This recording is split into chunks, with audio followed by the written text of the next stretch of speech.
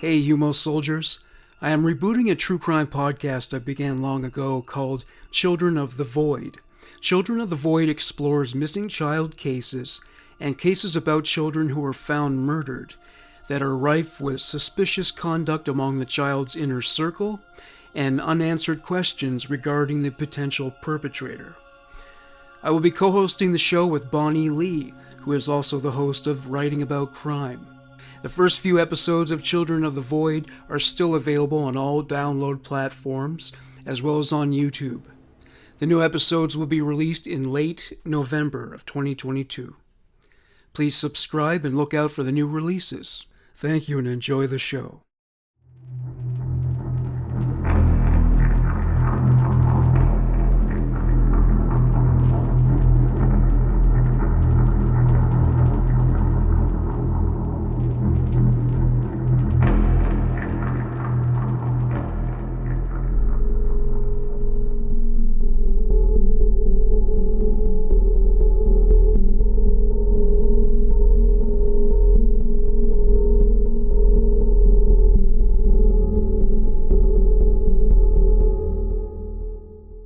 Welcome to Human Monsters.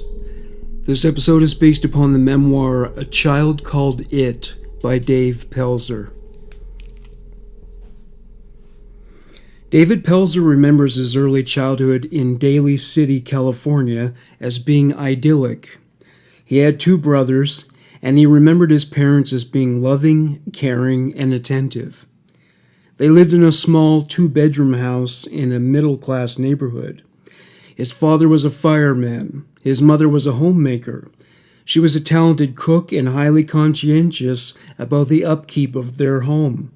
It was immaculate, and not just when they were expecting company. Her love for her family was total and palpable. She would make her children's lives fun and leave little surprises for them. She lived to provide the best care for them that she could, and she frequently went above and beyond the call of duty. She catered to their sense of childlike wonder by attending to holidays like Christmas with extensive decorating. She created a world imbued with imagination that encouraged playful engagement. One year, on Christmas Day, his mother had everyone go to the front yard to look at the Christmas tree through the living room window. At one point, David noticed that she was crying. He asked her what brought her to tears. She said it was because she was so happy to have a real family. Something came over David's mother, and it wasn't good. What would have been considered constructive and healthy discipline in keeping with the recommendations of Dr. Spock began to cross the line into abuse. Like many little boys, David got into mischief, as did his brothers. Only now his mother's reaction to such behavior was more ominous. It was no longer focused entirely on correcting behavior. It was fueled by personal vendetta. He became so afraid of his mother that when she made him stand in a corner, he wouldn't dream of asking her if he could come out. He would ask one of his brothers if it was safe to depart. There were other indications that his mother's mental health was deteriorating. Often while his father was working 24-hour shifts at the fire station, she would spend the entire day loafing on the couch, dressed in a bathrobe and watching television. She only got up to go to the bathroom or fix a refreshment for herself. She began drinking alcohol more frequently, often to the point where the consumption of such became a daily occurrence. When she yelled at the kids, it was not merely a case of raising her voice. She screeched at them like a trailer park hag who has smoked too many cigarettes. It left him feeling scalded. She could have screamed varnish off a finished plank of wood. She would become so hysterical and hostile that if she shouted at one of his brothers, he would still hide. Fire in the hole. All he wanted in those moments was for her to return to her bubble on the couch with her booze and her TV show.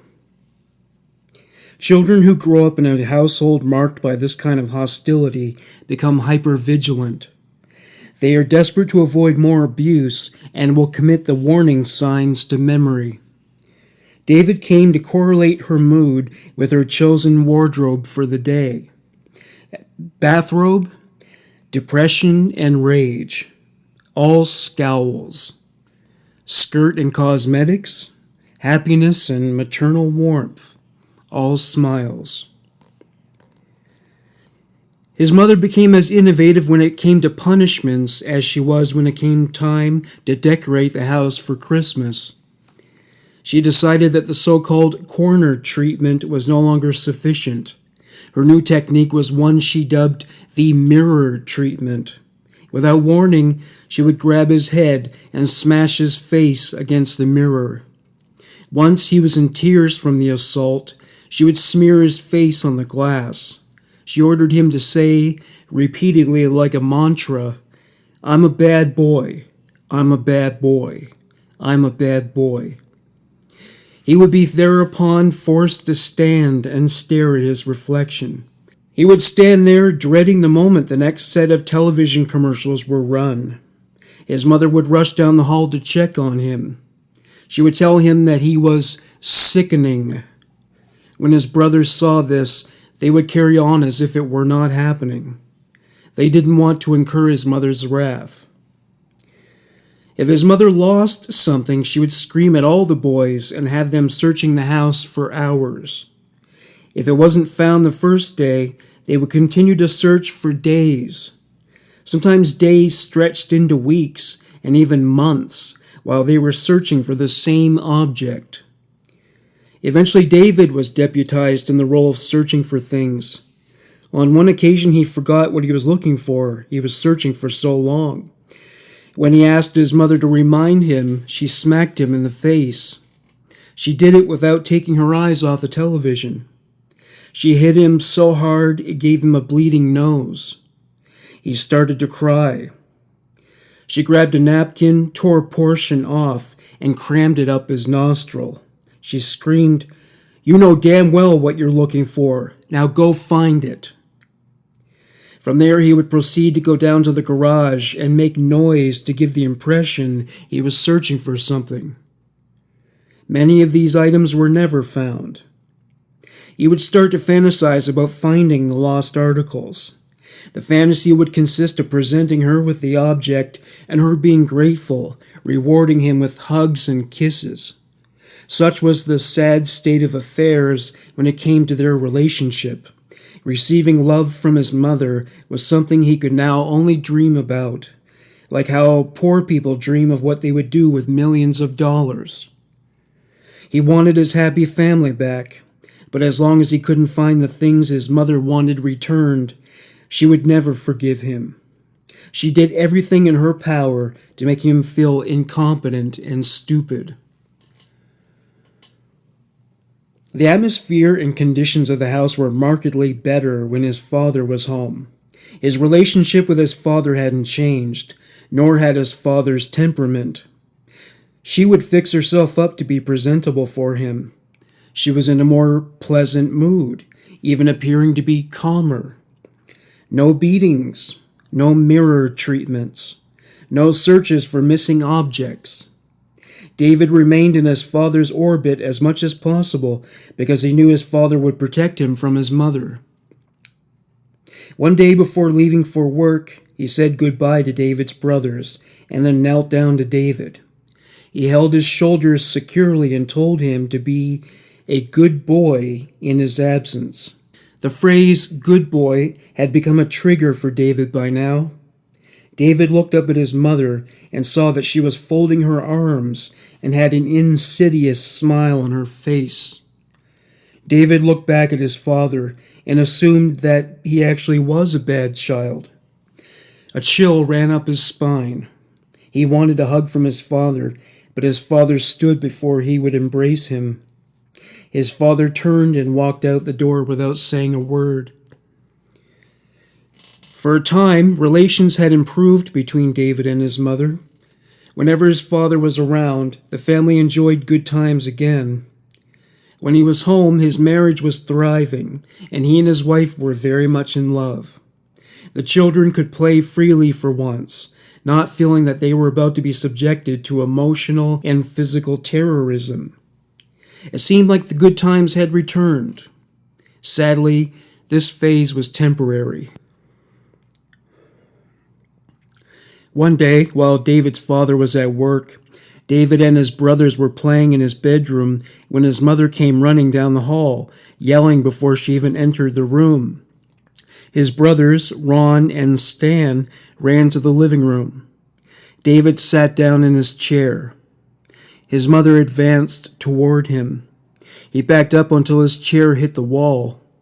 Her eyes were glazed over, as if she were under some kind of spell. They were bloodshot. Her breath reeked of booze. She unleashed a flurry of punches in a senseless frenzy, with David's outstretched hands as his only defense. She would knock his hands out of the way. She was determined to punch herself clean out of rage, and she insisted that he take it. At one point, it was more than he could stand, and he blocked his face with his left arm. She grabbed his arm but lost her balance and staggered backwards. There was a harrowing popping sound they both could hear, followed by an intensely painful sensation in David's arm and shoulder. After hearing the pop, his mother turned and walked out of the room as if nothing out of the ordinary had happened. The pain in David's arm began to pulsate, with relief measurable only in nanoseconds. Before he could examine his arm to ascertain the complete extent of the injury, his mother summoned the kids to dinner. When David sat down with his TV tray to eat, he found he was unable to use his left arm. His fingers would twitch, but otherwise very little data was transmitted through the neural passageways.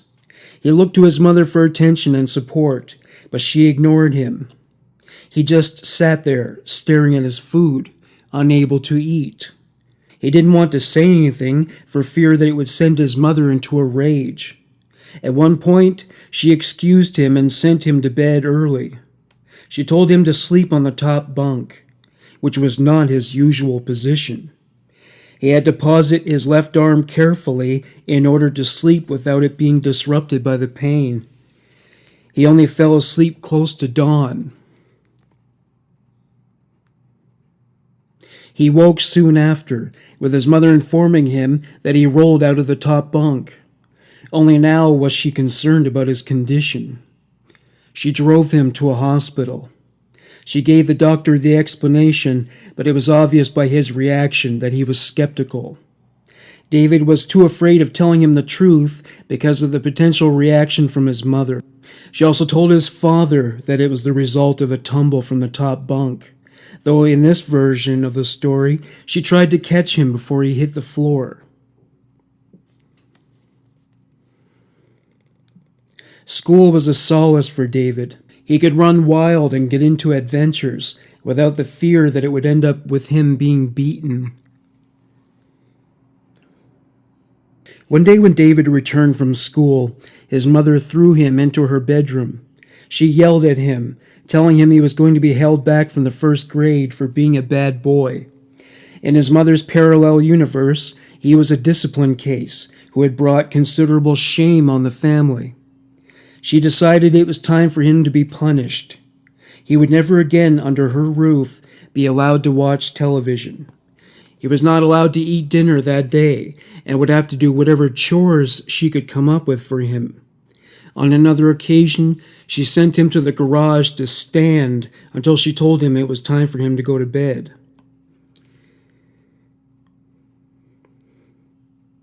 That summer, he was told he was being taken to camp, but he was dropped off at his Aunt Josie's house on the way there.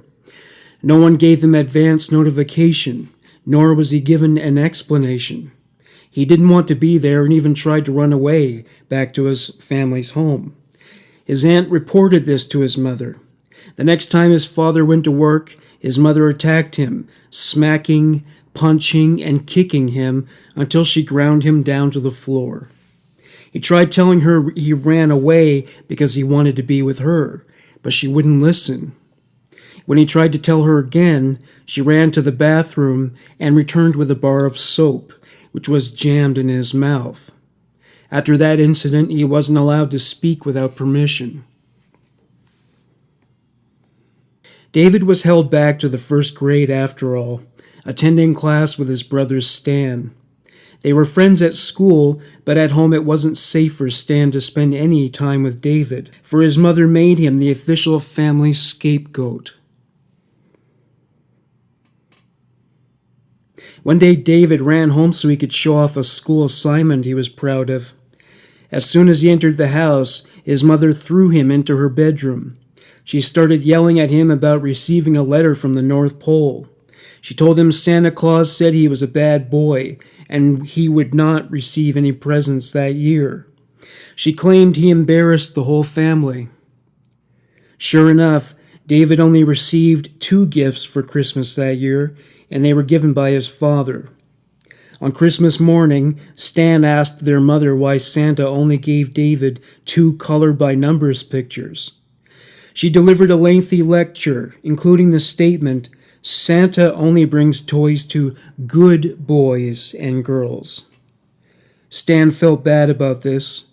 He knew their mother enjoyed terrorizing the kids with their mind games, and that David was the target for most of the abuse.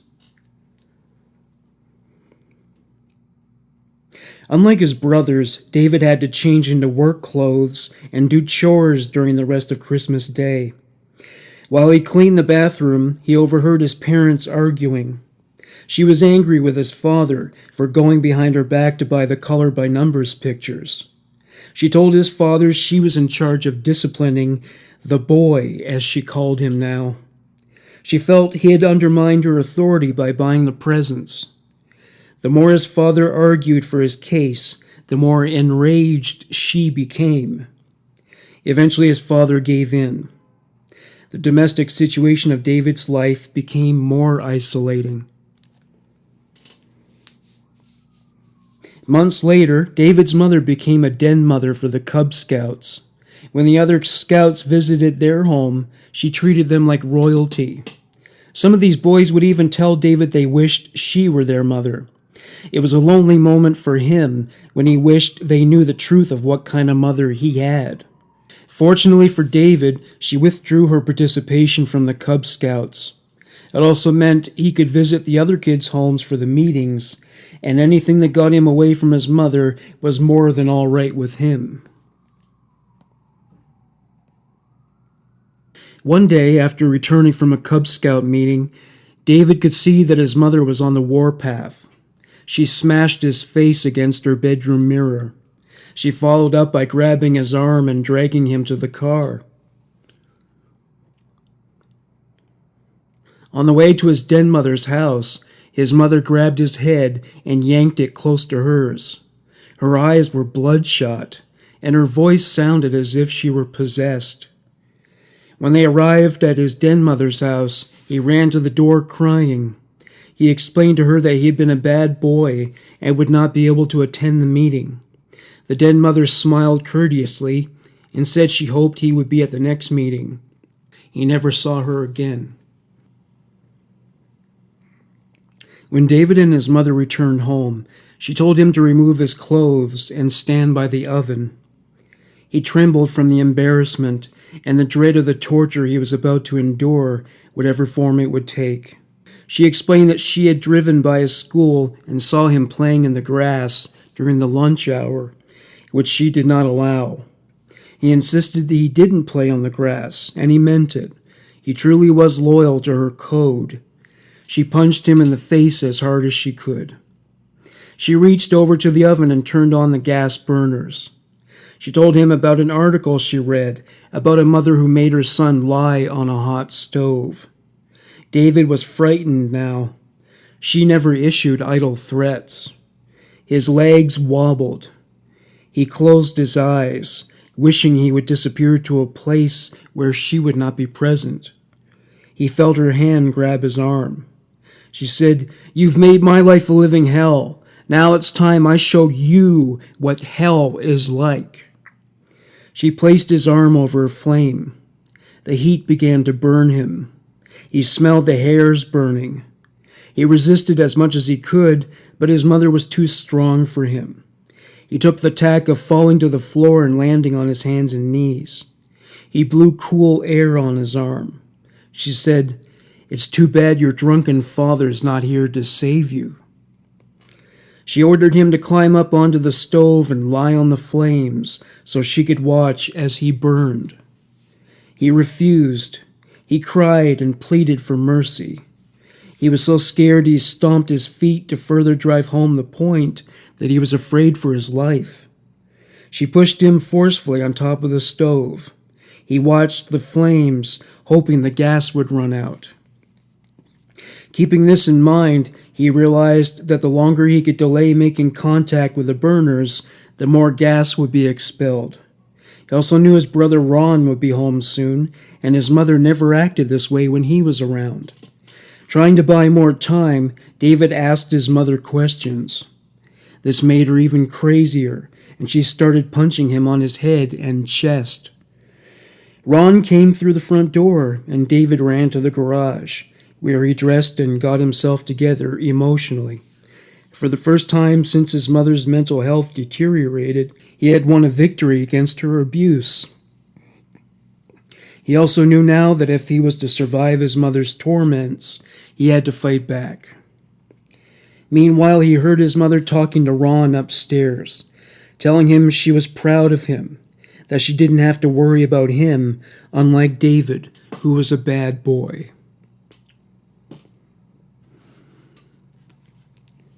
Summer passed into fall, and David's mother's abuse was now accompanied by neglect.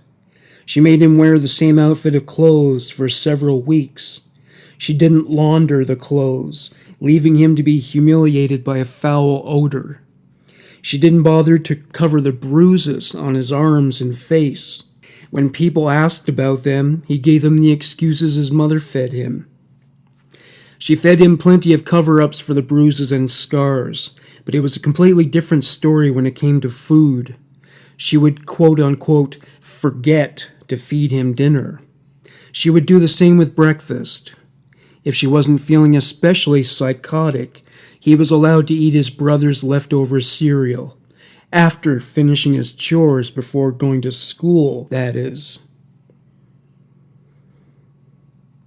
At night, David would experience intense hunger pangs. He was obsessed with food at these times. He would try to stay optimistic, telling himself, maybe tomorrow I'll get dinner. He would have dreams about food, of hamburgers with all the loadings he enjoyed most. Yet, he could never bring himself to actually eat the burger in the dreams. The fantasy became a nightmare. In his waking hours, David began to steal food. Though he feared the repercussions of getting caught, he would sneak around when nobody else was around and steal food from other children's lunchboxes. Eventually, the students figured out it was David, since he was openly eating what other kids saw was missing. His classmates despised him. The teacher reported the thievery to the principal, who informed his mother. This led to a cycle of abuse and neglect. He would get beaten and starved by his mother. He would steal food to avoid starving more. And it would lead to more beatings and more neglect, and so on and so on. It got to the point where his mother wouldn't feed him over the weekends at all. On Monday, he would steal food from the first graders, but it didn't take long for school authorities to discover what he was up to.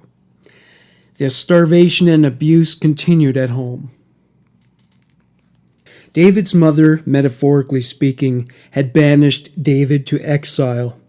He still lived in the house, but his presence was only acknowledged when his mother felt like abusing him.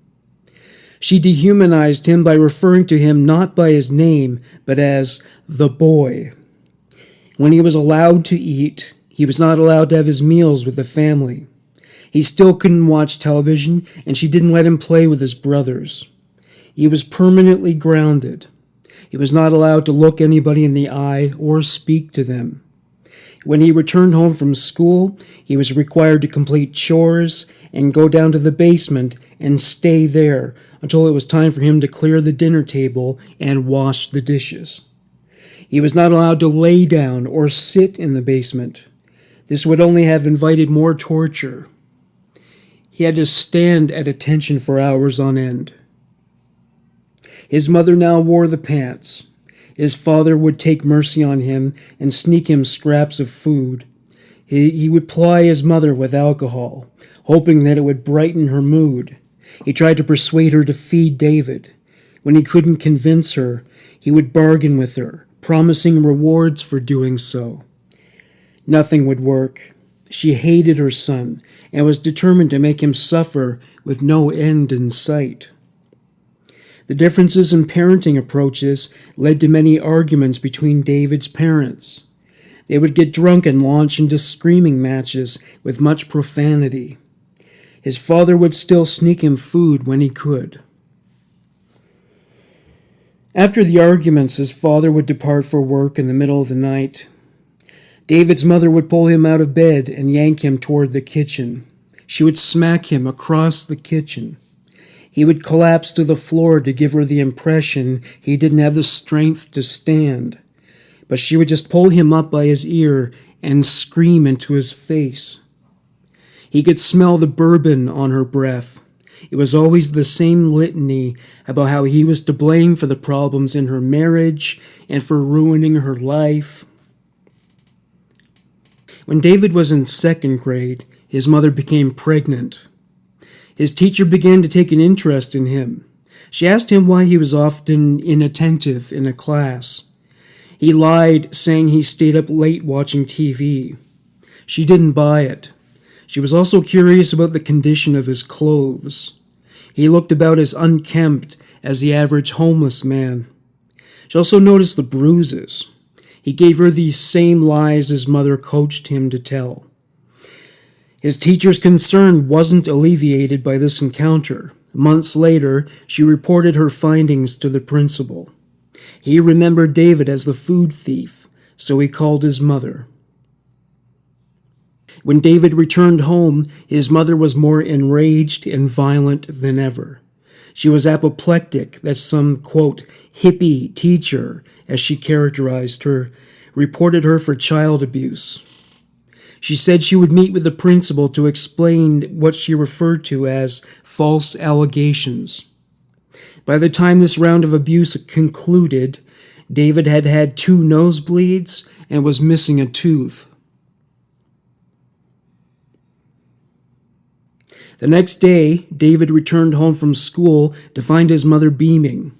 She met with the principal and convinced him that what appeared to be child abuse was just a matter of David telling tall tales. She brought her newborn child, Russell, with her to further drive home the point that they were a happy, healthy family. She told the staff not to pay attention to any of his stories concerning physical abuse and starvation. She was boastful about her family, and her lie left David with an empty feeling. That summer, the family went on vacation together, but David didn't enjoy the occasion like he had with other excursions. After all that time of being treated like a foster child in his own family's home, he just felt alienated. Most of the time was spent in the cabin they rented. At one point, his father was going to take David, Ron, and Stan to a super slide. David's mother called them into the cabin. She yelled at David for making too much noise outside, and he was punished by being kept behind in the cabin. While David's father and his brothers were away at the super slide, David sat in a chair dreading the tortures that surely awaited him. His mother didn't keep him waiting long. She brought over one of Russell's soiled diapers and smeared feces all over David's face. He didn't move because he knew she would only make the punishment 10 times worse. After what felt to him like an hour, she said, "Eat it." David thought to himself, slow her down. It was the tactic he employed when she was about to burn him on the stove. The problem was, how would he slow her down? He started to cry and count to himself inwardly, steeling himself emotionally against the onslaught of abuse. His mother responded to his tears by punching him in the face. Unwittingly, his newborn brother Russell came to David's aid. He began to cry. His mother attended to Russell, bestowing upon him the maternal love that she had withdrawn from David. She sang to the baby to calm him. David hoped Russell would stay awake. In the meantime, David wiped the excrement from his face and threw it down on the floor. Once his mother was finished with Russell, she grabbed David by the neck and pulled him to the kitchen. There was a diaper spread out on the countertop. As the other, it was soiled. It nearly made David retch. She said to him, "Now you are going to eat it." She had the same look in her eyes she had when she tried to put him on top of the stove at home, with her eyes glazed over. David tried to find the wall clock so he could focus on the numerical passing of time, to distract him from the ghastly task to which his mother was about to subject him. She grabbed his neck again and said, "Eat it." The stench from the diaper was abominable and impossible to ignore. He focused visually on the white parts of the diaper. His mother slammed his face down onto the diaper and rubbed it from side to side in the fecal matter. He managed to close his eyes and press his lips together. She bashed his head on the diaper with so much force it gave him a nosebleed. When he tried to prevent the blood from pouring out, some feces crept up his nostrils. He tried to pry himself out of her grip, but she was too strong for him. Suddenly she released him. She said, "They're back, they're back." Ultimately, she was petrified that the rest of them might find her treatment of David to be objectionable. She threw a washcloth at him from the sink and said, "Clean the shit off your face." She wiped the streaks of feces from the countertop. He had to blow fecal matter out of his nose. His mother stuffed pieces of napkin up his nose to stanch the flow of blood and made him sit in a corner. He had to sit there for the rest of the evening, still smelling traces of feces in his nose. This was the last such vacation the family took. September rolled around and nothing had improved for David. He was wearing the same clothes as the previous year. His lunch pail was old and rusted. His mother at least fed him now, 2 peanut butter sandwiches and some aged carrot sticks. Since his mother had ruled that David was no longer a member of the family, he was not allowed to be driven to school in the family's station wagon. He had to run to school. David had become socially marginalized at school. He was bullied endlessly and sat alone during the lunch hour. Kids called him names like David the Food Thief and Pelzer Smelzer. He didn't have one friend at school. The students, teachers, and principal took precautions against David stealing food. Speaking of which, David devised a new plan to steal food, this time from retailers. He would do it immediately after the lunch bell rang. His mother still wasn't giving him dinner, and he had to make do with scraps of his brother's breakfasts. He got caught shoplifting once, and his mother beat him for it, but she didn't feed him to prevent it. He eventually resorted to eating the family's leftovers out of the garbage after cleaning the kitchen. He got caught doing this and was beaten for it, but he continued to do it covertly. One week his mother purposely left some pork to spoil in the refrigerator so that he would eat it and get sick, and sure enough, he got food poisoning. He took to wrapping food in paper towels and hiding it at the bottom of the can. This she did not discover initially. She eventually took to sprinkling ammonia in the trash can so that he couldn't even satiate himself with the family's trash anymore. David had been transferred to another school. He started stealing food from other students' lunches there and got caught. His next strategy was to steal frozen food from the cafeteria. He timed the raid to follow the delivery of the food from a truck. He would ask to use the washroom at that time. He would eat the frozen food whole, at the risk of choking. Such was his desperation for sustenance. After the first day of doing this, David's mother dragged him into the bathroom after he got home and punched him in the stomach so hard he keeled over. She ordered him to put his finger down his throat to regurgitate the food she assumed he had been eating. She put her own finger down his throat, but it didn't work. He finally vomited out of compliance. His mother stood behind him with her hands on her hips. She said, "I thought so. Your father's going to hear about this." When he turned around after vomiting, he found that his mother had left. She soon returned, now with a cereal bowl. She told him to take the regurgitated food from the toilet and put it in the bowl. She didn't make him eat it. She was gathering evidence. She planned to present it to his father as proof that their son committed the cardinal sin of eating. That evening, his mother made him stand by the kitchen table in full view of the bowl of vomit. David did everything he could to avoid looking at it. At some point, his mother and father entered the kitchen. His mother said, "Look at this, Steve. So you think the boy is through stealing food, do you?" It was clear to David that his father found the "look what the boy has done now" routine to be exceedingly tiresome. He shook his head disapprovingly, but not at David. He said, "Well, Rorva, if you would just let the boy have something to eat." His parents launched into a heated argument. His mother said, "Eat? You want the boy to eat, Stephen?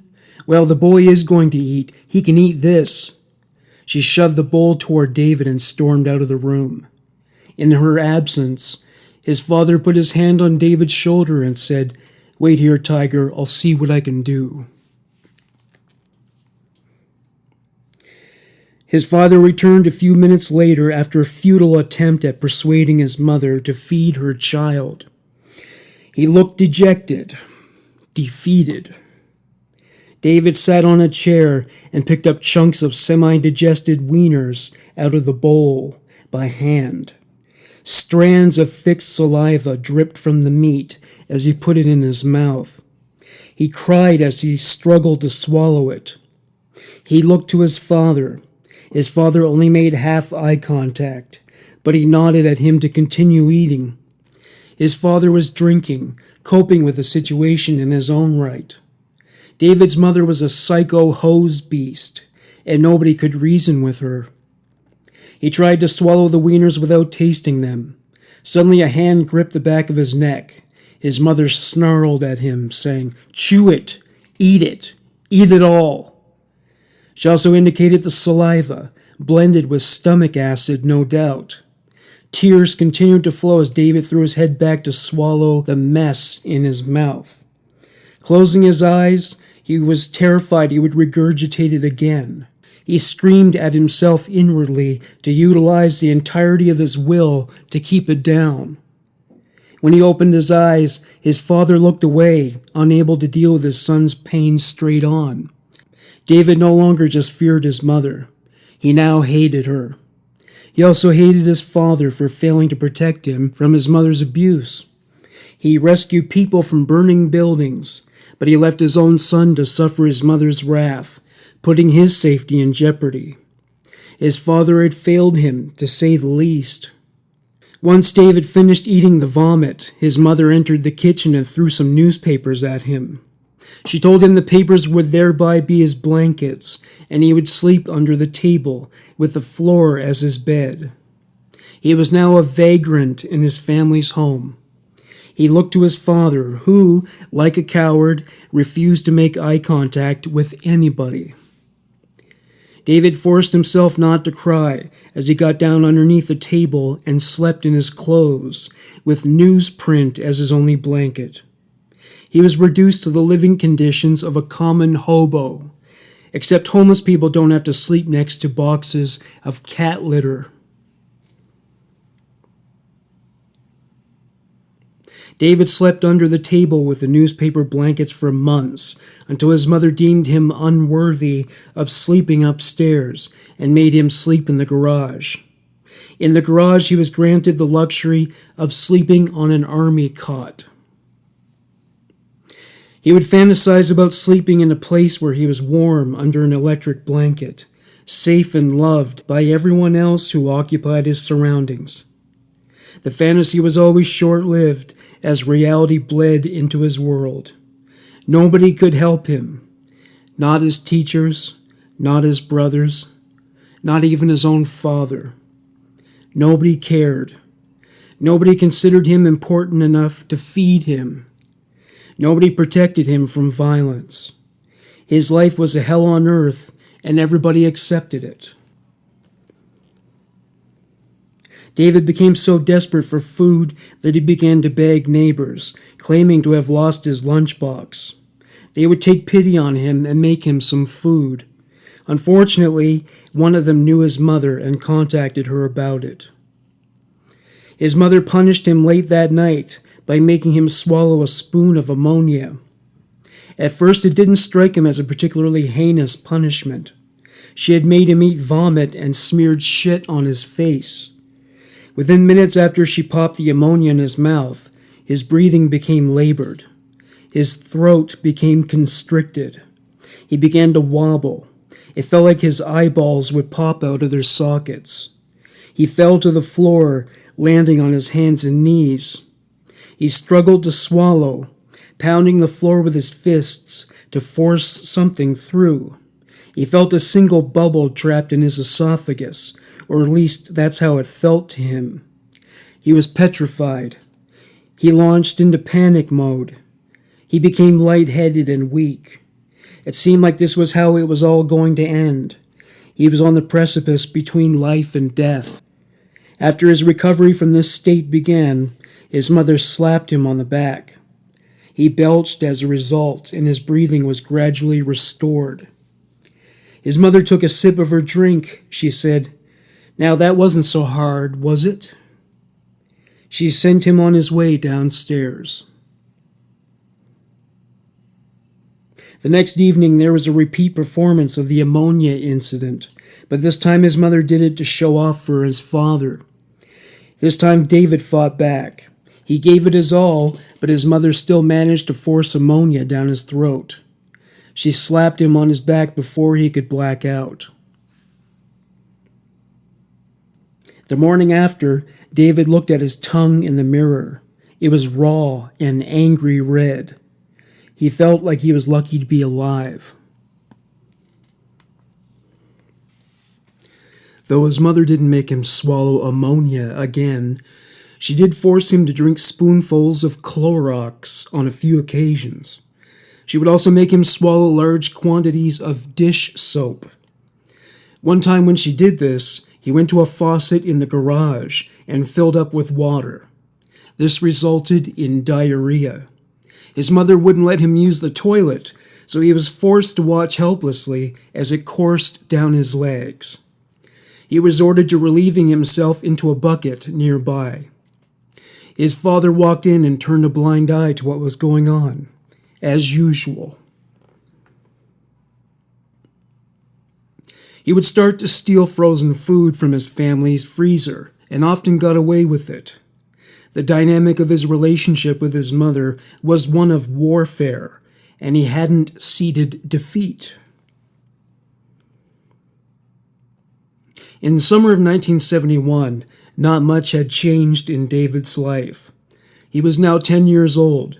If he didn't complete a chore within the amount of time his mother allotted, he wouldn't get to eat. If he looked at her or one of his brothers in the eye without permission, he would be slapped in the face. Stealing food would provoke one of her harsher punishments, usually something to do with cleaning products or human waste. As June transitioned into July, David's overall morale was at an all-time low. There was nothing to look forward to. Food was typically something about which he could only fantasize. No matter how hard he worked, he received leftover scraps from breakfast, like something that might be apportioned to a dog. He was never fed lunch. He ate dinner about once every 3 days. With July and summer vacation in full swing, alternative options for procuring food vanished altogether. His mother decided that he would have to sit on the stairs at a close enough distance to hear the rest of the family enjoying their meal. She demanded that he sit on his hands with his head pushed backward, what is known as a prisoner of war posture. Once when he did this, he started daydreaming and his head fell forward, leading to sleep. He was woken by his mother, who growled, "Get up here, move your ass." He ran upstairs hoping that he might get something to eat that night.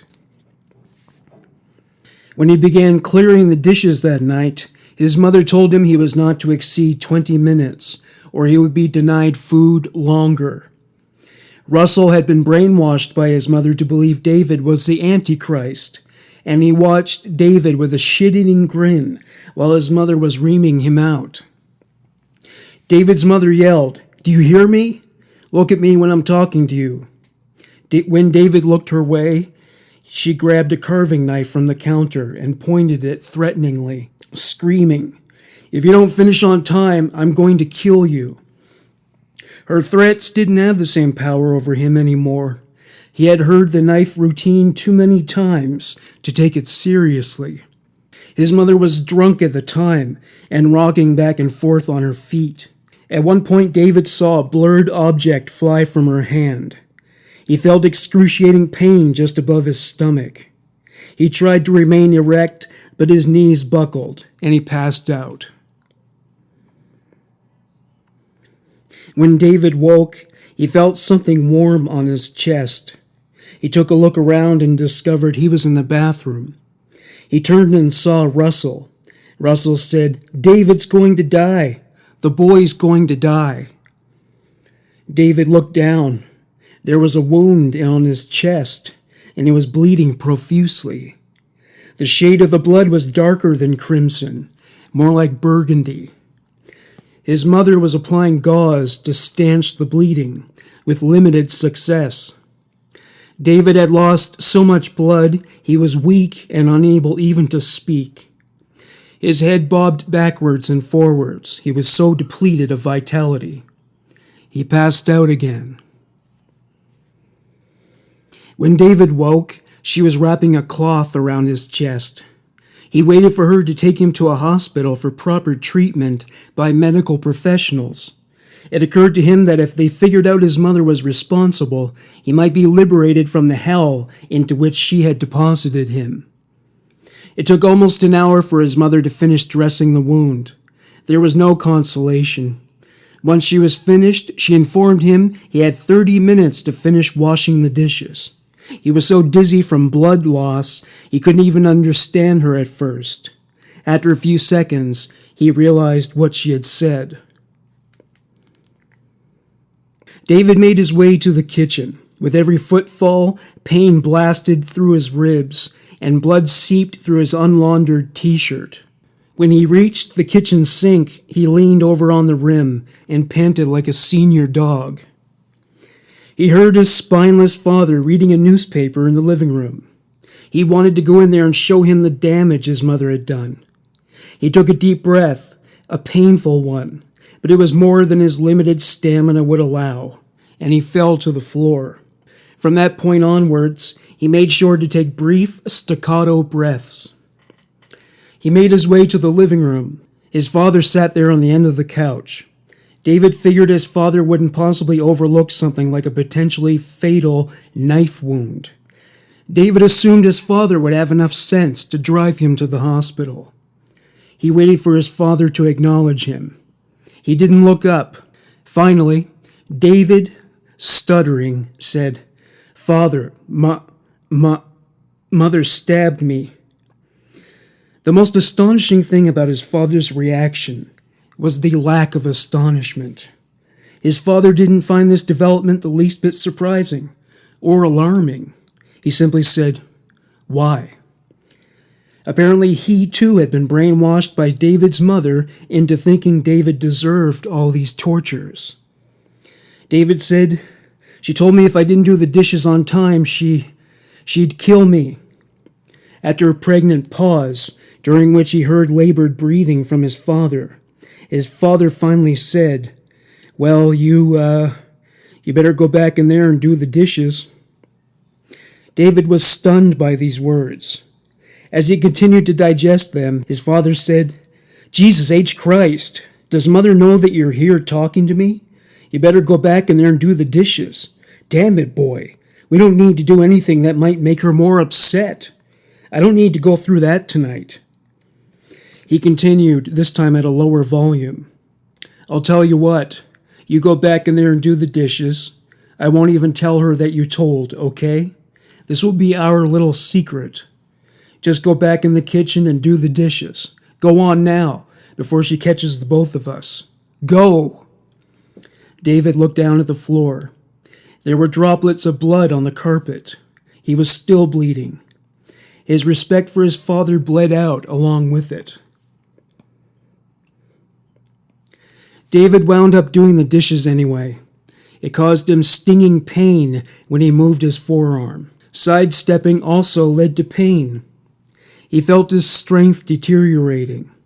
It took longer to wash the dishes than usual, and of course he didn't get fed that night as a consequence. Still, he was determined not to let her defeat him. Just as she developed the moniker of the boy for him, his secret name for her was the bitch.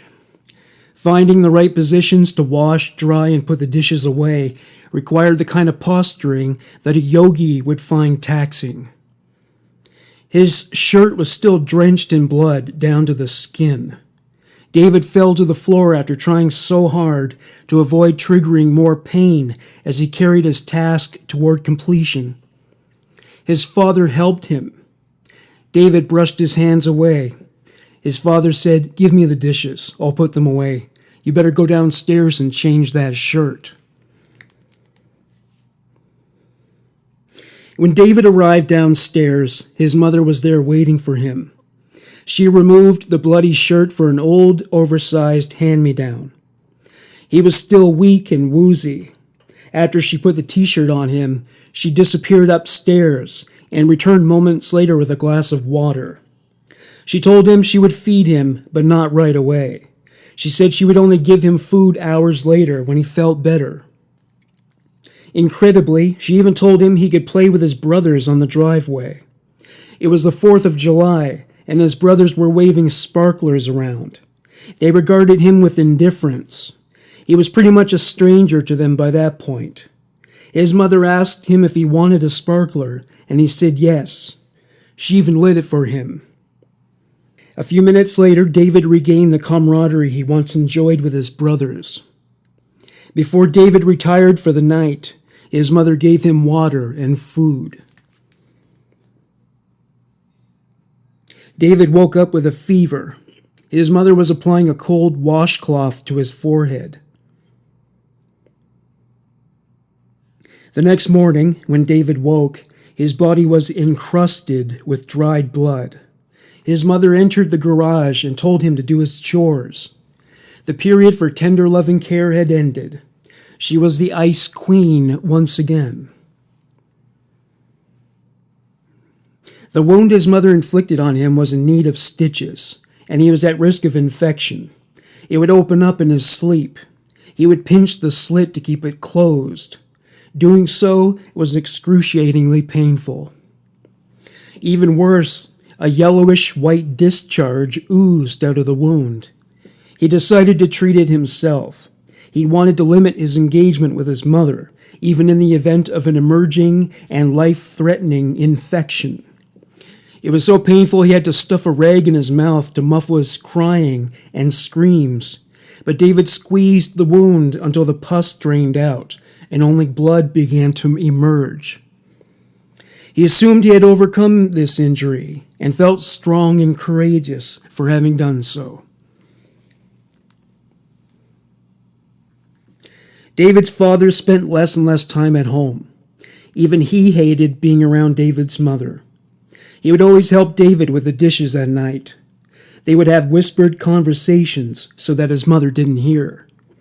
He would ask David if he had anything to eat on a given day, and the answer was usually no. One day Steve said, "Don't worry, someday you and I will both get out of this madhouse." Eventually his mother forbade his father from helping David with the dishes. She told him David didn't need assistance. She felt Steve was paying too much attention to David and not enough to the rest of the family. Steve gave in. Now his mother had absolute control over everyone in the house.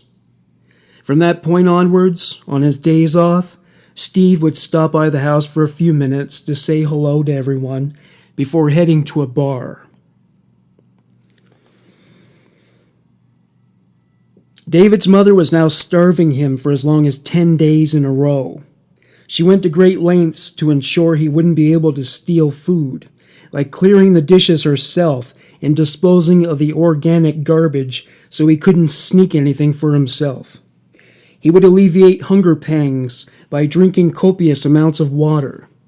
He was so malnourished he became lethargic, which made it harder for him to complete chores on time, leaving his mother even less inclined to feed him.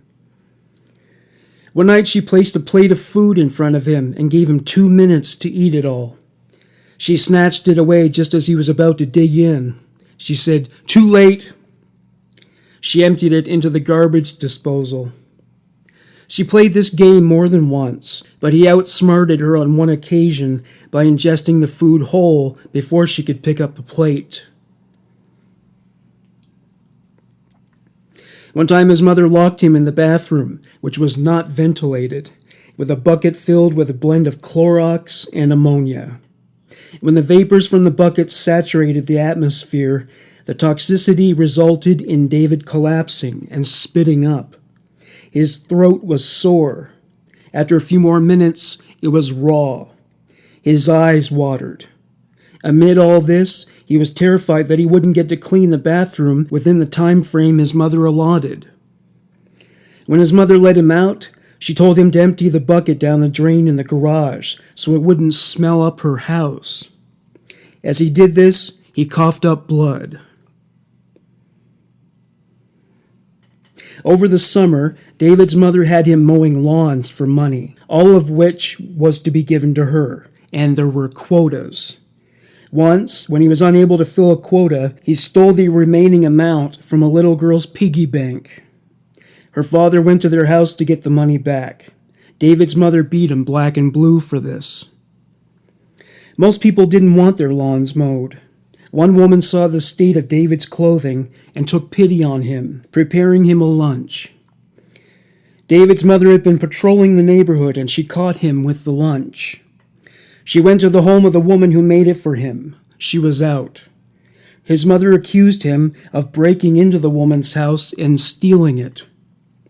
When they got home, his mother beat him until he was sprawled out on the floor. She ordered him to sit in the backyard while she took her sons, a group that did not include him in her mind by that point, to the zoo. He was to sit on some rocks in the prisoner of war posture. He temporarily lost the circulation to many areas of his body. He began to wonder if God hated him. When his mother returned with his brothers, she ordered him to follow her upstairs. She poured an icy cold bath. She pushed his head under the water in an attempt to drown him. He thrashed and flailed, but she only let go of him when he dug his fingernails into her. They were both out of breath. She said, "Now, keep your head below the water, or next time it will be longer." When she stopped trying to drown him, she left him in the tub for hours. Occasionally, one of his brainwashed brothers would enter the bathroom to use the toilet. They would look at David as if he deserved what happened to him. Eventually, his mother returned and told him to get out of the tub and dry himself. He wasn't allowed to use a towel. She made him go to the backyard and shiver himself dry. This became a regular occurrence. Sometimes his brothers would bring a friend in to criticize or mock David as he lay in the freezing cold water. With the advent of fall, David was no longer just tortured by his mother. Bullies at school were beating him up. It seemed to him like he was on everybody's shit list. His mother continued to use the cold baths and gas chamber tortures, but she also took to whipping David with a dog chain.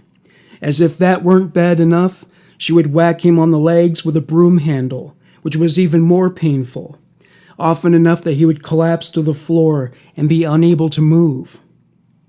With his leg aching, he would mow lawns so she could make more money for his mother to spend it on liquor.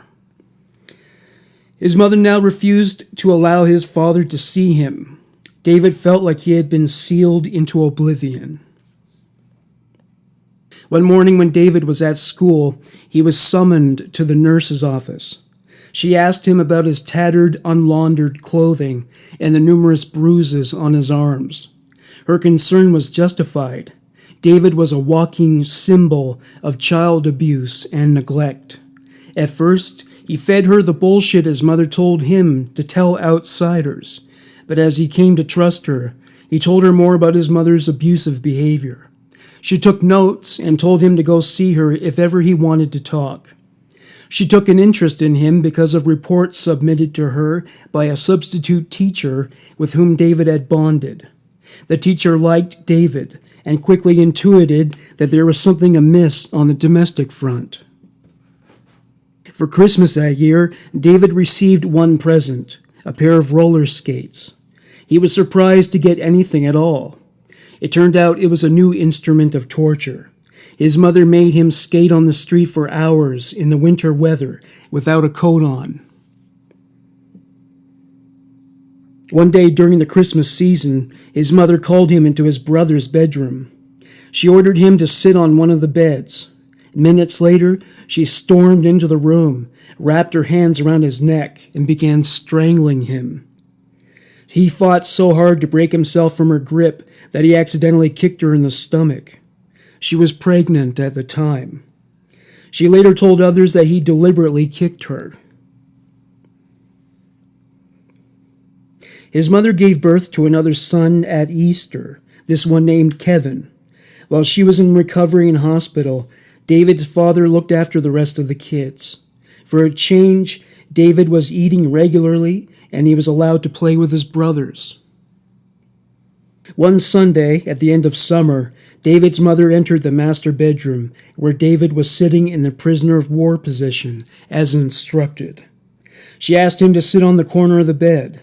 She announced she had grown tired of the way they were living. She apologized and said she wanted to make up for the bonding they missed out on while David occupied the one-man concentration camp. David smiled. He jumped into her arms and held on to her tightly. He just wanted to be loved by a normal and sane mother. He was relieved to know that the bad times were over. After hugging, he said to her, "Is it really over?" "It's over, sweetheart. After this moment, I want you to forget any of it happened at all. You will try to be a good boy, won't you?" David shook his head. She said, "Then I'll try to be a good mother." David's mother ran him a warm bath and allowed him to wear the new clothes he was given the previous Christmas, an outfit he was never permitted to wear. She took him and his brothers bowling while his father stayed at home with Kevin. On the way home, his mother stopped at a grocery store and bought each of the boys a toy top. Once they were home, she said he and his brothers could play with their tops together, but David chose to play with his in the master bedroom. For the first time in years, David had dinner with his family. Though this came as a relief, David also wondered if it was too good to be true. He wondered if he should still walk on eggshells. He wondered if his mother was a time bomb whose clock had been rewound back to the beginning, but whose countdown had resumed. David got to eat as much food as he wanted and watched television with his brothers afterwards, before going to bed. A real bed. He slept with his father. She wanted to be near the baby. The following day, while his father was at work, a social worker paid a visit to the house in the afternoon. David and his brothers were sent outdoors to play while his mother spoke with the woman. They had a conversation for about an hour. Just before the woman departed, David was summoned into the house by his mother. The social worker wanted to talk to him. She asked him if he was happy. He said he was. She asked him if he got along with his mother. He said he did. She concluded by asking him if his mother ever beat him. He looked up at his mother. She was smiling politely. It dawned on him that moment that his mother had undergone that transformation only because she knew the social worker was going to pay a visit that day. David felt like a sap. It was so upsetting, he felt like he might throw up. His mother put her hand on his shoulder. She said, snickering, "Tell her that I starve you and beat you like a dog." It seemed like his mother was trying to get the social worker to laugh along with her. David's face flushed, and he broke out in a sweat, but he said, "No, it's not like that at all. Mom treats me pretty good." The social worker said, "And she never beats you?" He said, "No, only when I get punished, when I'm a bad boy." His mother shot him a look. He hadn't adhered to the script as directed. The social worker picked up on this. She knew when a child had been coached. Still, she said, "All right, I just wanted to stop in and say hello." With that, David's only salvation walked out the door, escorted by his mother. After the coast was clear, his mother flew into a rage and screamed, "You little shit!" He covered his face reflexively. She punched him repeatedly. She exiled him to the garage. Once again, he was relegated to the role of family scapegoat and punching bag. When 5th grade rolled around, David learned to dissociate from the beatings. He was physically present, but spiritually he was elsewhere. Sometimes while he was starving, his mother would empty human food into the dogs' dishes. David didn't feel he was above eating what the dogs turned away. He had no rights and respect in that household. The animals lived like royalty compared to him. David became bitter and resentful. He hated his entire family. He hated everyone in the world who appeared to be happy and provided for. Most of all, he hated his mother. He wished the bitch would die. He also hated his father for being a spineless milquetoast. He would urge David to appease his mother, a feat that was impossible for David to achieve. David no longer regarded his siblings as his brothers. In summer 1972, they began to physically abuse him. He hated them too. He hated everybody. He even hated himself because he couldn't bring himself to fight back against his mother's attacks. The trauma began to catch up with David. One day in school in 1973, he flew into a rage and began screaming. He stormed out of the classroom, slamming the door so hard the glass nearly shattered. He ran to the bathroom and pounded the tiles until he lost all his strength. One of his school bullies, a boy named Clifford, would chase him as he headed home and beat him up. He did it to show off to his friends. Clifford and his friends would kick David together. A girl known as Aggie would express her wish to David that he would drop dead. Once, on a class trip to a tall ship, Aggie and another bully encouraged David to commit suicide by jumping off the boat. David got involved with the school paper. He created a clever name for the publication, one that impressed his teacher. His teacher praised him for it and sent a letter to his mother expressing this sentiment. When David gave it to her, she only mocked him for it. She said, "Well, Mr. Ziegler says I should be so proud of you for naming the school newspaper. He also claims that you are one of the top pupils in his class. Well, aren't you special?" She stuck an incisive finger in his face and said, "Get one thing straight, you little son of a bitch. There is nothing you can do to impress me. Do you understand me? You are a nobody. An it. You are non-existent. You are a bastard child. I hate you, and I wish you were dead. Dead. Do you hear me? Dead. She punctuated this statement by tearing the letter to confetti. She turned away and redirected her attention to the television. The worst part of it was being characterized as an object. She had dehumanized him like never before. She ascribed more humanity to inanimate objects than to her own flesh and blood. He was so disillusioned by that point, he wished she would kill him. It would be a relief from the hell he was living in. His mother was the devil, and until he could escape from beneath her cloven hoof, he would only suffer like the damned. He decided to bring about this event deliberately. He did his chores sloppily. He became disrespectful toward her. It was the same with his brothers. Everybody was cruel to him anyway, so what did he have to lose by giving their attitude right back to them? David's mother turned away other relatives. She would scream at her mother until her mother left the house, distraught. She did the same with her father and siblings. She screamed at David's father endlessly when he was at home. She would call him at work and scream at him over the phone. It got to the point where, whenever one of Steve's colleagues answered the phone and it was her, he wouldn't summon Steve to the phone. This woman belonged in a straitjacket. She eventually banned his father from the house altogether.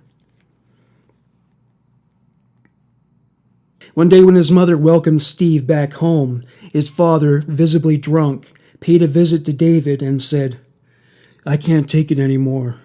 The whole thing. Your mother, this house, you. I just can't take it anymore." As he closed the bedroom door, he said, I'm sorry. Both his parents ate Thanksgiving dinner at the house, and incredibly, David was included. It didn't end well. His mother got drunk afterwards, with even David's brothers fearful of the result.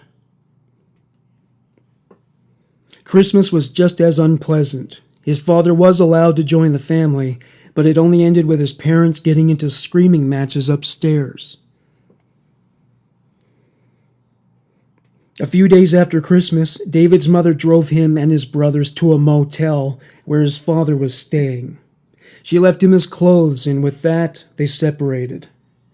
So now David was left alone with his insane mother. The worst-case scenario, to say the least. His mother took everybody to McDonald's, though David had to wait it out in the parking lot and didn't receive any food. As his mother drove toward the street, she said to David, "You are all mine now. Too bad your father's not here to protect you." David prayed for protection while anticipating that his mother might finally do him in. David Pelzer enlisted in the United States Air Force as an adult. It was during his involvement with that organization where he found a sense of belonging and dignity. It brought meaning and camaraderie to his life after being rejected and tortured by his family and school peers. The Air Force was his salvation. He has a son named Stephen. Thank you for listening to Human Monsters. Bye for now.